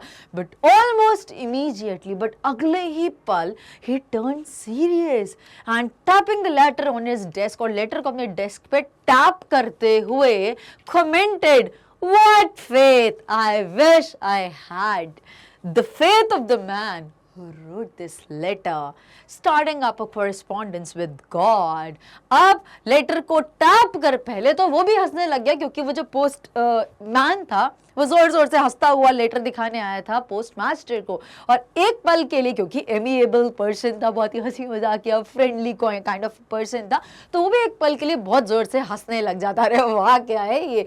और अगले ही पल वो बिल्कुल काम डाउन हो जाता है, बहुत सीरियसली सोचता है, और फिर क्या बोलता है, व्हाट अ फेथ, और लेटर को टैप करते हुए बोलता है, what a faith, what faith, क्या भरोसा है भाई, I wish I had the faith of the man of who wrote this letter. काश मुझे भी ऐसा ही भरोसा होता भगवान में, जितना भरोसा इस लेटर को लिखने वाले का भगवान में है, काश मुझे भी इतना होता। Starting up a correspondence with God, इसने क्या करा है? भगवान से बातचीत करी है कि लेटर्स का पर्पस क्या होता है? We write, we get a revert, हम कुछ लिखते हैं, फिर हमें कुछ उसका रिप्लाई मिलता है, फिर हम देते हैं, तो हम बातचीत करने का एक रिटन फॉर्म है, written form of communication, formal and written form of communication बोला जा सकता है। तो अब पोस्ट मास्टर बोलते starting up a correspondence with God, कि भगवान से बातचीत कर रहा है, ये स्टार्ट कर रहा है अभी, right. So correspondence is communication by exchanging letters with someone. Now this is some typing error और कुछ भी नहीं है। नेक्स्ट यहाँ पे हमें आगे से पढ़ना है। सो in order not to shake the writer's faith in God, the postmaster came up with an idea। अब क्या हुआ? क्योंकि इन ऑर्डर, ऐसा क्यों किया पोस्ट मास्टर ने, ऐसी कौन सी चीज पोस्ट मास्टर को लगी कि जिसकी वजह से उनको लगता है नहीं यार हमें इस बंदे की मदद करनी चाहिए। बंदा क्यों बोला मैंने? बिकॉज पोस्ट मास्टर और पोस्ट ऑफिस के जो एम्प्लॉय थे, जो पोस्टमैन था, उनके लिए तो कोई अनजान व्यक्ति था, XYZ पर्सन था। तो इसीलिए क्या रीजन था? जानते तो नहीं थे, तो क्या कारण था कि उन्होंने मदद करने की सोची? In order not to shake the writer's faith in God, क्योंकि वो बिल्कुल भी नहीं चाहते थे कि जिसने भगवान को लेटर लिखा है इतने भरोसे के साथ, अटूट भरोसे के साथ, ऐसे व्यक्ति का भरोसा किसी भी कंडीशन में टूटे। तो उस व्यक्ति का भगवान में भरोसा ऐसा ही अटूट भरोसा बना रहे, इसीलिए पोस्ट मास्टर डिसाइड करते हैं क्या, the post master came up with an idea, उनको एक आइडिया आता है क्या, टू आंसर द लेटर, कि हम इस लेटर को रिप्लाई करेंगे, इस लेटर का रिप्लाई करेंगे। लेटर में क्या था? 100 पेसोस चाहिए, आई नीड 100 पेसोस। तो अब पोस्ट मास्टर डिसाइड करते हैं कि हम इस लेटर का रिप्लाई करेंगे। बट तो दूसरा कंसर्न भी हमारा आंसर हो गया, भगवान को लेटर नहीं मिला, लेकिन भगवान के बनाए फरिश्ते, भगवान के बनाए लोगों के थ्रू वो लेटर का रिप्लाई दिया जाता है। तो आई होप जो स्टार्टिंग में हमने 2-3 कंसर्न थे, यार भगवान का एड्रेस क्या डाला होगा, क्या भगवान को मिला, फिर रिप्लाई कैसे आया, तो आई होप अब ये 3 चीजें क्लियर होगी और अब आपको स्टोरी बहुत अच्छे से समझ में आ रही है। क्या लेटर नो डाउट लेंचो ने भगवान को लिखा था, जिसमें एड्रेस में सिर्फ यही लिखा था टू गॉड, और पोस्टमैन जब उस लेटर को पोस्ट मास्टर के पास लेके जाता है तो पोस्ट मास्टर को सिर्फ एक थॉट आता है कि इतना अटूट भरोसा है किसी का इस लेटर के राइटर का भगवान में, तो ये भरोसा नहीं टूटना चाहिए। और इस भरोसे को मेंटेन करने के लिए पोस्ट मास्टर के दिमाग में एक आइडिया आता है, जो वो डिसाइड करते हैं कि हम इस लेटर का रिप्लाई करेंगे। तो क्या करते हैं, but when he opened it, it was evident that to answer it he needed something more than goodwill। तो अब लेकिन जब व्हेन ही कौन है यहाँ पे, तो ही यहाँ पे पोस्ट मास्टर है क्योंकि वही खोल रहे हैं, सीनियर अथॉरिटी है। But when he open it, लेकिन जब पोस्ट मास्टर लेंचो के लेटर को खोलते हैं तो वहां से बिल्कुल क्लियर था, it was evident that to answer it, कि इस लेटर को आंसर करने के लिए सिर्फ गुडविल से काम नहीं चलेगा, he needed something more than goodwill. कि गुडविल बोलते हैं ना, अच्छी टर्म्स, अच्छी reputation. What is goodwill? Friendly, helpful या कोऑपरेटिव फीलिंग्स या एटीट्यूड। तो सिर्फ इससे ये अच्छी feeling, friendly, helpful, cooperative feelings या अच्छे एटीट्यूड से काम नहीं चलने वाला। The letter demanded something more. Ink, कि यहाँ पे सिर्फ अच्छी गुडविल, इंक या पेपर से काम नहीं चलेगा। रिप्लाई करने के लिए क्या चाहिए? गुडविल अच्छी बनानी, और इंक और पेपर तो चाहिए, कलम और शाही से ही तो आप लिखोगे, बट इससे काम नहीं चलेगा। But he stuck to his resolution, he asked for money. लेकिन क्योंकि अब पोस्ट मास्टर ने तो डिसाइड कर लिया था, इनफैक्ट उनका दृढ़ बिल्कुल निश्चय था, वो बिल्कुल फर्म थे अपने डिसीजन पे। उन्होंने अगर कोई बात बोली है तो उसको पूरा करके ही रहेंगे। So he stuck to his resolution. Resolution जैसे शपथ ले लेते हैं। What is resolution? A firm decision to do or not to do something.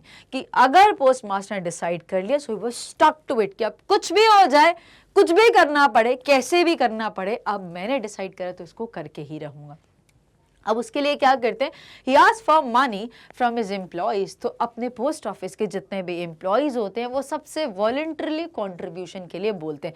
Voluntary contribution का मतलब क्या होता है? अपनी इच्छा से, स्वेच्छा, जितना भी कोई कंट्रीब्यूट करना चाहता है। कोई 10 रुपये, कोई 20, कोई 50, कोई 100। ठीक है, पुराने टाइम की स्टोरी है तो इतना अमाउंट काफ़ी होता था। तो जितना भी अमाउंट जो कंट्रीब्यूट करना चाहता था वो इसमें कंट्रीब्यूट करे। ही asked for money from his employees.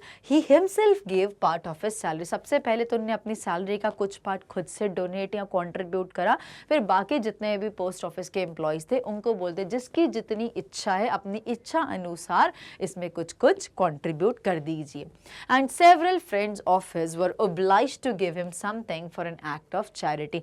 और ये सिर्फ अपने ऑफिस के लोगों से नहीं बोला, अपने कुछ दोस्तों मित्रों में भी उन्होंने चीज़ को स्प्रेड करा और दोस्तों को भी उन्होंने कंपेल कर दिया कि कुछ ना कुछ कंट्रीब्यूट तो करें, because this is the act of charity. ये किसी की भलाई का काम है, किसी को डोनेट करना, और that is something urgent. So what is oblige? That is grateful. तो उन्होंने अपने कुछ फ्रेंड्स को भी इतना ग्रेटफुल करा कि वो भी कुछ ना कुछ तो इस चैरिटी में कंट्रीब्यूट करें। Now it was impossible for him to gather together the 100 pesos. Lencho ने सारे एफर्ट्स कर लिए, सिर्फ अपने पर्सनल कॉन्टैक्ट्स, फ्रेंड्स नहीं बल्कि जितने भी प्रोफेशनली उनसे लोग जुड़े हुए थे सबसे हेल्प के लिए बोला। बट सब कुछ करके भी the post master was not able to gather together the 100 pesos. 100 pesos वो इकट्ठे नहीं कर पाए थे। So he was able to send the farmer only a little more than half. तो यहाँ पे ध्यान से चीज़ों को समझिए, यहाँ पे क्या बोला गया है? little more than half। तो little more than half में क्या क्या आ रहा है? Where is the stylus? Yes. So थोड़ा सा समझिए कितना अमाउंट है, क्लियरली कैसे समझ में आएगा। 100 पेसोस की डिमांड थी, ठीक है। तो ये देखिए 100 पेसोस की डिमांड करी थी लेंचो ने। So he was able to send the farmer only a little more than half. तो 100 का हाफ कितना हुआ? 50। इससे थोड़ा सा ज़्यादा तो हम ऐसा कुछ बोल दे लगभग 70। तो पोस्ट मास्टर, ये जो पोस्ट मास्टर थे ये लेंचो को कितना दे पाए थे? 70 पेसोस दे पाए थे, राइट। समझ में? Little more than half. So demand थी 100 की, सब कुछ करके, सारे एफर्ट्स करके पोस्ट मास्टर सिर्फ आधे अमाउंट से थोड़ा सा ज़्यादा ही उस फार्मर को दे पाए थे। He put the money in an envelope. उन क्या करा? पैसे इकट्ठे करे सबसे, जितना भी कॉन्ट्रीब्यूशन है वो कितना हो पा रहा था टोटल 70 पेसोस का, उसको लेते हैं, इकट्ठा करते हैं और उस एनवेलप में डाल देते हैं। So he put the money in an envelope addressed to Lencho. Lencho, और उस पे क्या लिख देते हैं, टू लेंचो करके, and with it a letter containing only a single word as a signature God. पूरा अब ये अब क्या था, अब इमेजिन करिए, एनवेलप था, उसके अंदर से पैसे थे, ठीक है, और एक कागज था, कोरा कागज, उसमें टॉप टू बॉटम कुछ नहीं लिखा, और बस लास्ट में ऐसा करके कुछ सिग्नेचर कर दिए, जैसे कि आप यहाँ पे देख सकते हो। गॉड, बस कि वो समझ जाए, ये पुअर फार्मर या ये लेंचो समझ जाए कि ये भगवान से ही लेटर आया, अगर रिप्लाई आया, सॉरी, अगर वो ये बात नहीं समझता, अगर वो पोस्ट मास्टर या पोस्ट ऑफिस एम्प्लॉइज कोई अपना नाम अगर लिख देते तो लेंचो का भरोसा टूट जाता, वो समझता कि भगवान ने मेरी मदद नहीं करी, सिर्फ इसलिए क्योंकि पोस्ट मास्टर ये बिल्कुल नहीं चाहते थे कि किसी भी सेंस में लेंचो का अटूट भरोसा, इतना ज्यादा जो अनवेवरिंग अनशेकिंग जो फेथ था, वो किसी भी सेंस में थोड़ा सा भी डैमेज हो। इसीलिए क्योंकि लेंचो ने गॉड से हेल्प करी, तो पोस्ट मास्टर यही चाहते थे कि लेंचो को गॉड से ही हेल्प मिले, may be in the form of post master, but directly from the God. Now so in order, the following Sunday, Lencho came a bit earlier than usual to ask if there was a letter for him. अब Lencho को बहुत ज़्यादा excitement थी। क्यों Lencho इतना excited था? क्योंकि उसको पूरा भरोसा था कि लेंचो ने अगर गॉड से रिक्वेस्ट करी है तो गॉड लेंचो का भरोसा तो नहीं तोड़ सकते, लेंचो और गॉड लेंचो की डिमांड नीड ज़रूर फुलफिल करेंगे। तो लेंचो बड़ी उम्मीद के साथ फॉलोइंग संडे, मतलब जो आने वाला संडे था, that Sunday Lencho came a bit earlier than usual, अक्सर टाइम से थोड़ा पहले पहुंच जाता है, क्या पूछने के लिए, to ask if there was a letter for him. खुद चला जाता है पोस्ट ऑफिस में और बोलते क्या मेरे लिए कोई लेटर आया है। It was the postman himself who handed the letter to him while the postmaster experiencing the contentment of a man who has performed a good deed looked on from his office. अब ये पूरा scene क्या है, जब Lencho खुद post office पहुंच जाता है कि क्या मेरे लिए कोई लेटर आया है, तो जो पोस्टमैन होता है खुद अपने हाथ से लेंचो को लेटर हैंड ओवर करता है, और ये सारी चीजें पोस्ट मास्टर अपने ऑफिस के केबिन के विंडो में से देख रहे होते हैं, और इतनी तसल्ली होती है उनको ये सब देखते हुए कि देखो मैंने कितना आज भला काम करा है, कितनी संतुष्टि हो रही है, मैंने किसी नीडी इंसान की मदद करी है। अब वो देखना कितना ग्रेटफुल होगा, कितना ओब्लाइज्ड होगा। लेकिन कहानी क्या होती है, आगे बढ़ते हैं, चलिए। So to ask if there was a letter for him, it was the postman himself who handed the letter to him, that is Lencho, while the postmaster experiencing the contentment का मतलब सेटिस्फैक्शन, क्योंकि वो क्यों satisfaction feel करे, उन्होंने इतना भला काम करा है, चैरिटी करी है, और किसी जरूरतमंद के काम पैसे आने वाले हैं, तो उनको कितनी तसल्ली हो रही थी कि कितनी दुआएं देगा, कितनी तारीफ करेगा, कितना थैंक्स, कितना ओब्लाइज फील करेगा। So experiencing the contentment of a man who has performed a good deed, कितना भलाई का काम किया है, looked on from his office, Lencho showed not the slightest surprise on seeing the money. लेकिन Lencho ने जब पैसे, लेंचो ने वो लेटर लिया, उसमें फील करा कि उसमें पैसे हैं, तो लेंचो को बिल्कुल इतना सा भी, एक तिनके जितना भी सरप्राइज नहीं हुआ। क्यों ऐसा हुआ? क्योंकि स्लाइटेस्ट सरप्राइज भी लेंचो ने फील नहीं करा ऑन सीइंग द मनी, क्योंकि लेंचो को अटूट भरोसा था, कुछ भी हो जाए भगवान मेरी बात को डिनाई कभी कर ही नहीं सकते हैं। यस, एग्जैक्टली, भरोसा हो तो लेंचो के जैसा हो। Now, so he did not show the slightest surprise on seeing the money. Such was his confidence. ऐसा भरोसा था लेंचो का, but he became angry. Rather क्या होता है, वो ठीक है सरप्राइज तो नहीं होते, लेकिन इसकी जगह वो गुस्सा हो जाते हैं। Why Lencho became angry when he counted the money?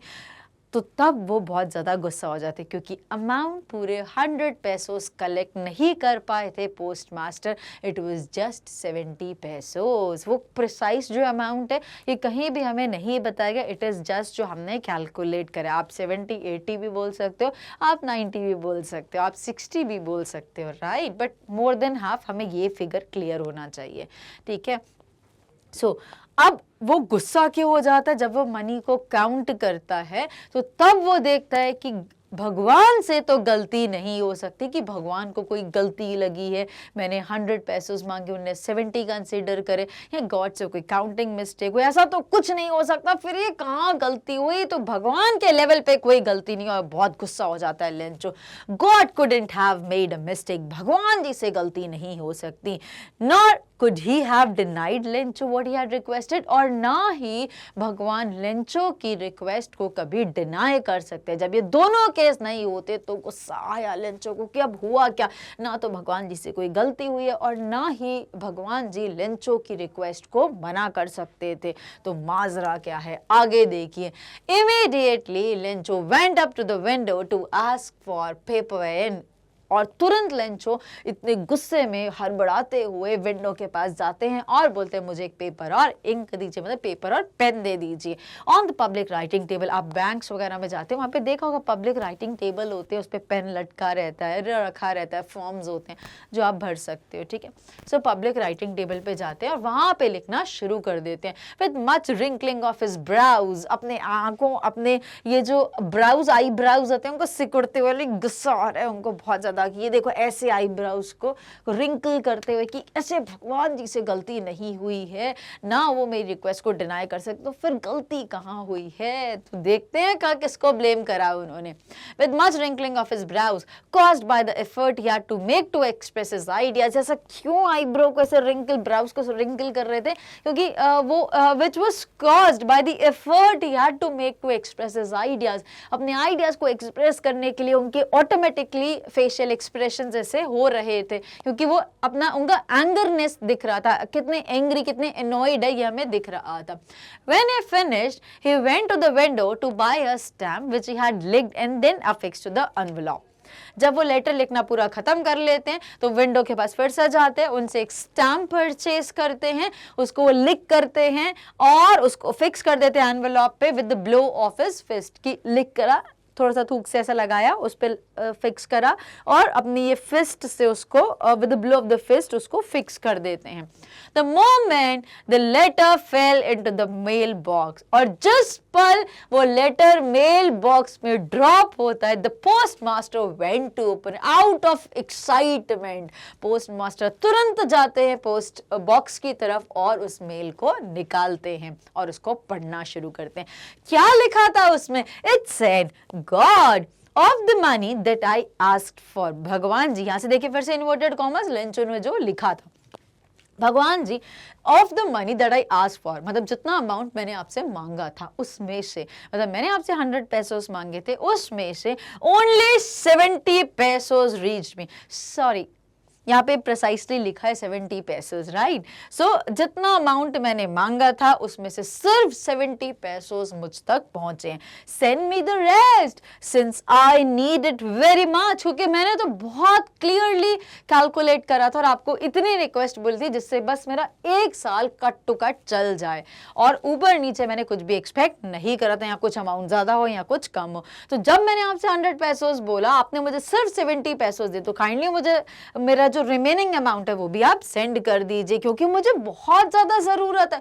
मैं 30 पैसों का भी लॉस अभी बर्दाश्त नहीं कर सकता, नहीं तो मेरी फैमिली भूखी रह जाएगी, या तो मैं फिर से फील्ड्स को प्रॉपर्ली ग्रो नहीं कर, फील्ड्स को प्रॉपर्ली नर्चर नहीं कर पाऊंगा, क्रॉप्स को प्रॉपर्ली ग्रो नहीं कर पाऊंगा, फिर जब हार्वेस्ट का टाइम आएगा तो अच्छा रेवेन्यू नहीं मिलेगा। तो सिंस मेरे को बहुत ज्यादा जरूरत है, so I need my 100 pesos, but don't send it to me through the mail, लेकिन मुझे इस ऑफिशियल लेटर के कोरेस्पॉन्डेंस के थ्रू, इस मेल के थ्रू मुझे मेरा रिमेनिंग अमाउंट मत सेंड करिए, because the post office employees are a bunch of crooks, और नीचे साइन कर देते हैं लेंचो।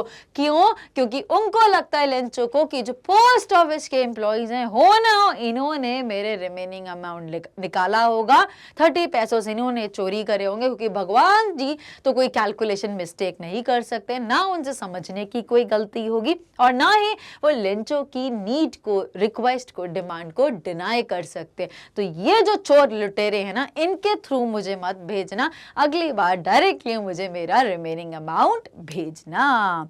जिसने भला करा उसी को चोर लुटेरा बोला गया, इसीलिए तो बच्चों कहते हैं भलाई का जमाना नहीं है, नेकी कर और दरिया में डुबा दो। नहीं, ऐसा नहीं है, ऐसा बिल्कुल भी नहीं है। आप अपनी तरफ से अच्छे काम करते जाइए, कभी ना कभी तो रिकॉग्निशन जरूर मिलती है। और ऐसा कहते हैं ना कि भगवान खुद नहीं आ सकते, लेकिन कोई ना कोई मीडिएटर बनाते हैं वो, जिसके थ्रू हम दूसरों की नीडी या पुअर या जिसको भी हेल्प चाहिए उसकी हम हेल्प कर सके। So we guys are the mediators. ठीक है, जैसे कि अभी मैं मीडिएटर हूँ, आपको चैप्टर समझा रही हूँ, राइट। चलिए, so that's all for today. With these words we come to an end of the complete chapter. Hope you enjoyed, enjoy करा, बट उसके साथ you understood it thoroughly. Comment में मुझे अपना फीडबैक जरूर बताइए। नेक्स्ट मिलेंगे हम, इसको एनसीईआरटी सॉल्यूशंस को कंप्लीट करेंगे और इस चैप्टर को कंप्लीट करेंगे। That's it for now. Thank you very much. Bye bye. Stay tuned and stay connected with me.